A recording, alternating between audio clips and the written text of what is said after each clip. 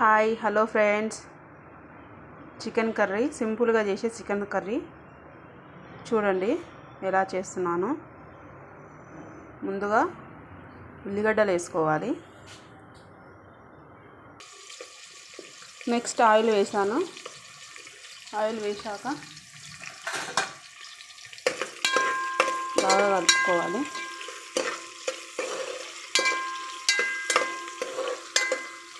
కొద్దిగా ఉప్పు వేసామనుకో ఉల్లిగడ్డ తొందరగా ఉడికిపోతుంది. కొద్ది గోల్డ్ కలర్ వస్తే కూర టేస్ట్ ఉంటుంది. కొద్దిగా షాజీరా, ఇలాచి, లవంగాలు వేసుకోవాలి.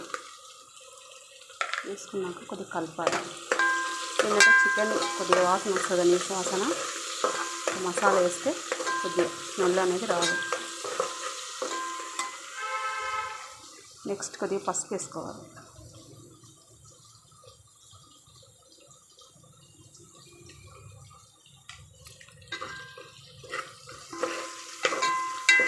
పసుపు వేసుకొని బాగా కొద్దిగా వేయింపాలి.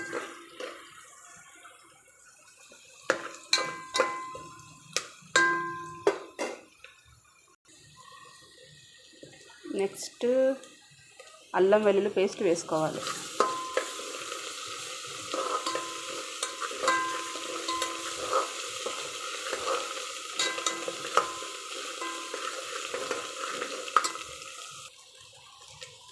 నెక్స్ట్ చికెన్ వేసుకోవాలి.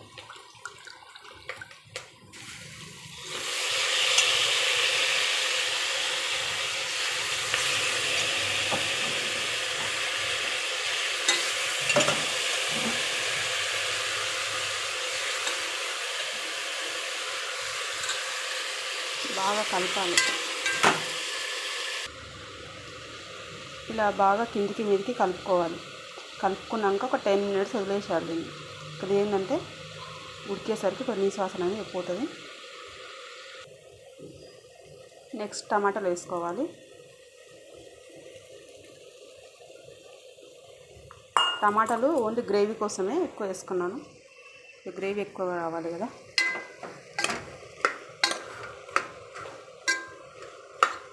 టమాటాలు వేసుకొని కలపాలి. టమాటాలు వేసాక తగినంత ఉప్పు, తగినంత కారం, తగినంత ధనియాల పొడి మీ క్వాంటిటీని బట్టి తీసుకోండి. ఎందుకంటే నేను 1/2 kg తెచ్చాను, 1/2 kg తగ్గట్టు వేసాను. మీరు 1/4 kg వేస్తే ఇందులో సగం సగం వేయండి. 1 kg తెస్తే డబుల్ వేయండి. మీరు ఎంత తెచ్చుకోవాలి దాన్ని బట్టి వేసుకోండి. నేనైతే ఇంతే తెచ్చాను, ఇంతే వేసాను.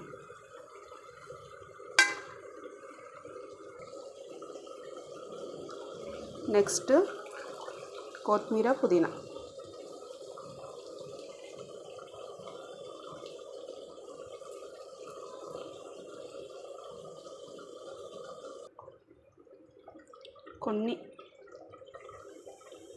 కొన్ని వాటర్ వేసుకోండి. ఎందుకంటే మనం అన్నంలో కలుపుకోవడానికి కావాలి కదా.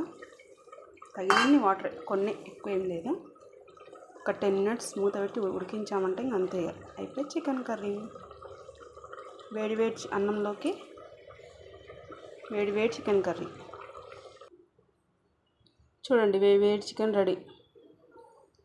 కొద్దిగా వాటర్ పోసాక ఒక 10 minutes మసలియాలి. ఇగో పైనకి మొత్తం ఆయిల్ వచ్చేంత వరకు రెడీ. వేడి చికెన్, వేడి అన్నం, వేడి చికెన్ రెడీ.